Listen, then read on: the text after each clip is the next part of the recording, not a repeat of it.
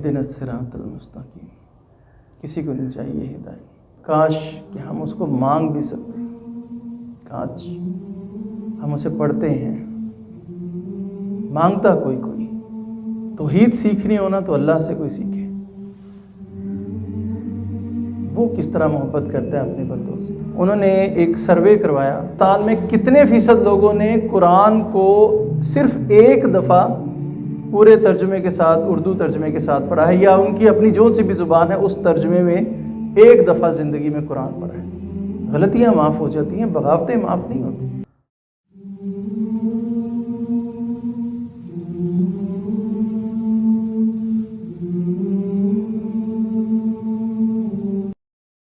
اهدنا الصراط المستقیم، اے اللہ ہمیں ہدایت۔ کہ یہ وہ دعا ہے جو انسان کے لیے اللہ تعالیٰ کے نزدیک سب سے قیمتی شے ہے۔ یہ کتنی اہم آیات ہوں گی، انسان کی زندگی کا کتنا بڑا مقصد ہوگا کہ اللہ تعالیٰ نے آپ کی جو بنیادی عبادت ہے اس کا لازمی جزو قرار دے دی، اس کے بغیر کوئی نماز نہیں۔ یہ اللہ کے نزدیک کتنا اہم مسئلہ ہوگا کہ اللہ نے آپ کی زندگی میں اٹھتے بیٹھتے اس کو لازمی قرار دے دیا، اور آپ اپنی زندگی میں ایک دن میں تقریباً 30-40 دفعہ اور ایک زندگی میں 7-8 لاکھ دفعہ اس کو دہراتے ہیں۔ یہ کتنی اہم بات ہوگی کہ اللہ تعالیٰ نے آپ کو حکم دیا کہ اس دعا کو مانگنے سے پہلے باوضو ہو کر آؤ، اس دعا کو مانگنے سے پہلے جگہ پاک کرو، اس دعا کو مانگنے سے پہلے اپنے ہونٹ، اپنا منہ، اپنا اندر پاک صاف کر کے میرے سامنے حاضر ہو، اس دعا کو مانگنے سے پہلے ہاتھ باندھ لو تعظیماً، نظریں نیچی کر لو، اور اس طرح مانگو جس طرح ایک غلام اپنے آقا سے مانگتا ہے۔ یہ اتنی اہم شے ہے، اور سوچئے کہ وہ دعا کتنی اہم ہوگی انسان کے لیے۔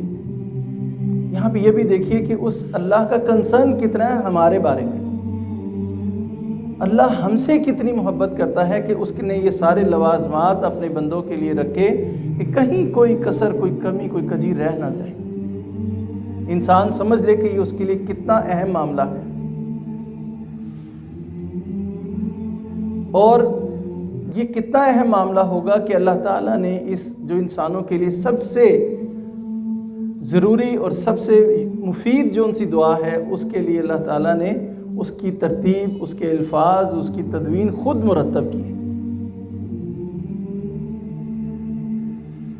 یہی میں نے پچھلی نشست میں بھی عرض کیا تھا کہ کاش اس کی تھوڑی سی ہم اہمیت کو بھی سمجھتے تو جو زندگی میں اتنی دفعہ دہرائی جانے والی دعا ہے، کاش کہ ہم اس کو مانگ بھی سکتے، کاش ہم اسے پڑھتے ہیں، مانگتا کوئی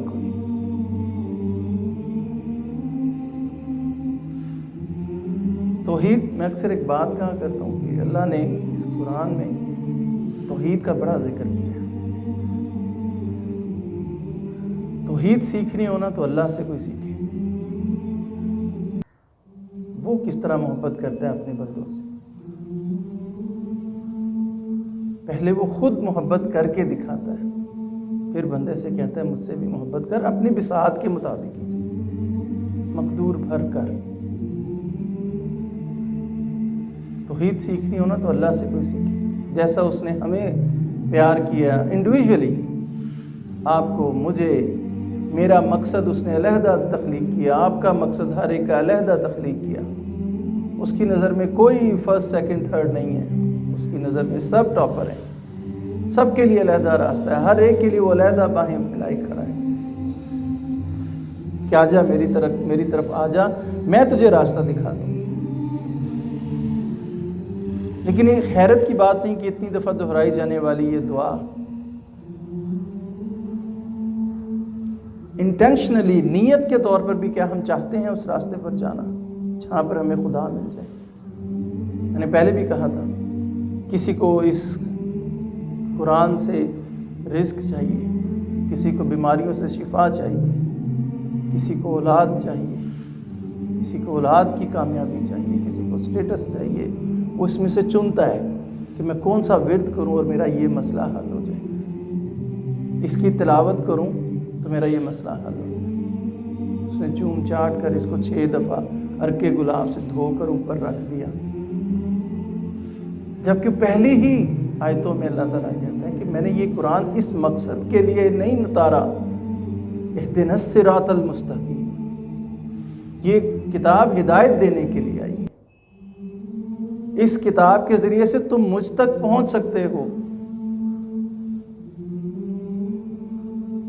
مگر ہم نے پتہ نہیں کہاں سے ہماری کنڈیشننگ ہو گئی، اتنی صدیوں سے، اتنے سالوں سے، سمجھ نہیں آتی۔ قصور نہیں ہے ہمارا، ہمارے بچوں کا قصور نہیں ہے کہ اس ثواب اور ضروریات کے اس پردے میں یہ اصل قرآن کھو گیا، وہ ہدایت کی طلب کھو گئی۔ اہدنا الصراط المستقیم، کسی کو نہیں چاہیے ہدایت۔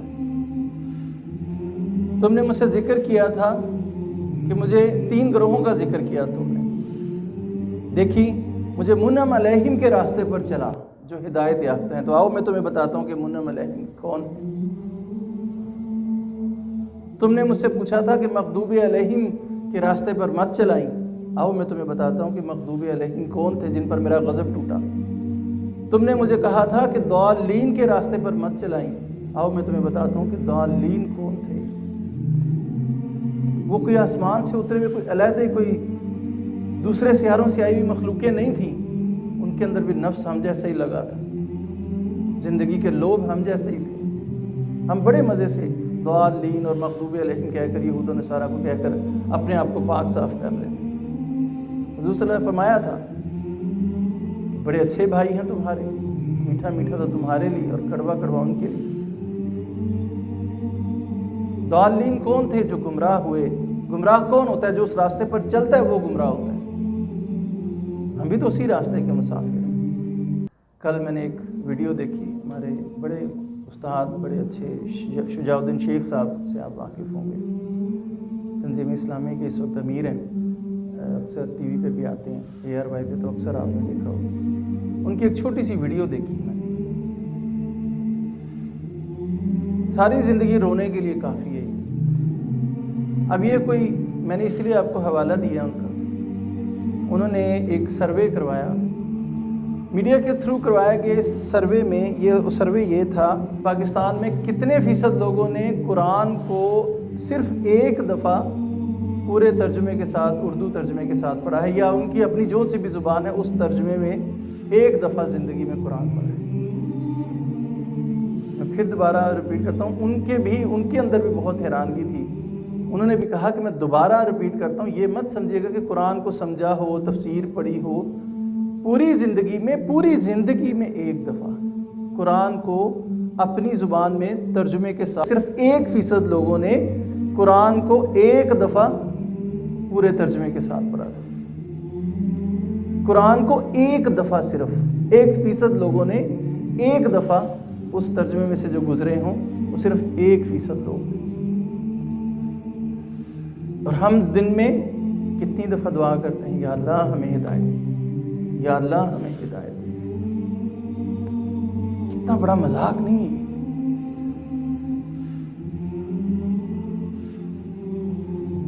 پورے 99% لوگ اس کتاب سے واقف ہی نہیں ہیں۔ ہاں وہ پڑھتے ضرور ہوں گے، تلاوت ضرور کرتے ہوں گے، مگر وہ سمجھتے نہیں۔ ایک اور بڑی عجیب بات نہیں ہے کہ آپ مجھے دنیا کی کوئی کتاب نکال کر دکھائیے اس قرآن کے سوا جو بغیر سمجھے پڑھی جاتی ہے۔ قرآن ہی واحد وہ کتاب ہے، یہ مظلوم کتاب ہے جس کو بغیر سمجھے پڑھا جاتا ہے۔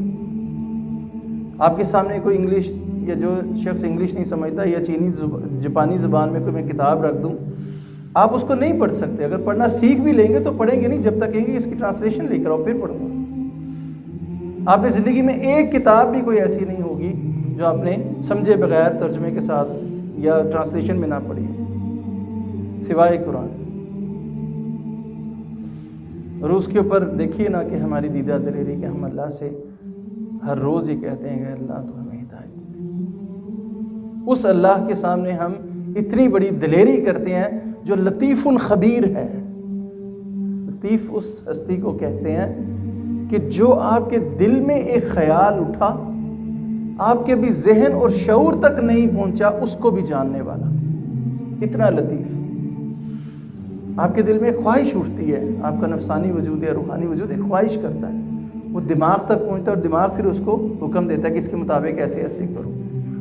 اس وجود کی خواہش کرنے سے کے بعد اس دماغ تک پہنچنے سے بھی پہلے، اس شعور سے پہنچنے سے بھی پہلے وہ ہستی ہے کہ اس کو جان لیتی، جس کو یعنی ابھی تم بھی نہیں جان پاتے، میں اس کو اس سے پہلے جان لیتا ہوں، اور اس کے سامنے ہم کتنی دیدہ دلیری کرتے ہیں کہ اہدنا الصراط المستقیم، اے اللہ ہمیں ہدایت دے دے۔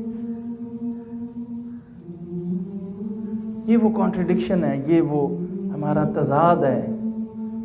اور ڈاکٹر صاحب تو اس کو بڑے واضح الفاظ میں کہتے تھے، میں اسی لیے ڈاکٹر صاحب کا نام لے رہا ہوں کہ مجھے تو کہتے ہوئے ڈر لگتا ہے، بھائی صاحب بات ہے، کہتے تھے کہ یہی وہ منافقت ہے جو ہم اللہ سے روز کرتے ہیں، کھلواڑ کرتے ہیں۔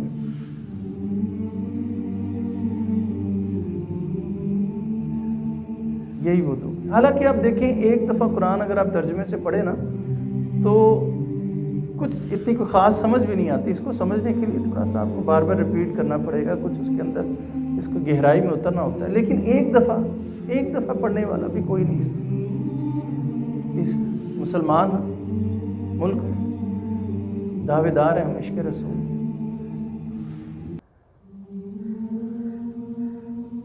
چلے کوئی بات نہیں، اس بات پہ بھی اللہ تعالیٰ شاید ہمیں وقتی طور پر مہلت دے دیتا کہ چلو ٹھیک ہے، یہ اختیار تو ہمارے پاس ہے نا، ہم چاہیں اللہ کو مانیں چاہیں نہ مانیں۔ جو غیر مسلم ان کو کتنا دیکھیں، اللہ تعالیٰ نے مہلت دی ہوئی ہے نا، اس کا ہمارا معاہدہ تھا۔ لیکن مسئلہ تب شروع ہوتا ہے کہ جب ہم کہتے ہیں کہ ہم اس کو ماننے والے ہیں اور پھر اس کے ساتھ ایسا مذاق کریں، اس کے ساتھ ایسی بغاوت کریں۔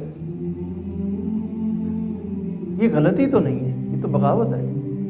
غلطیاں معاف ہو جاتی ہیں، بغاوتیں معاف نہیں ہوتی۔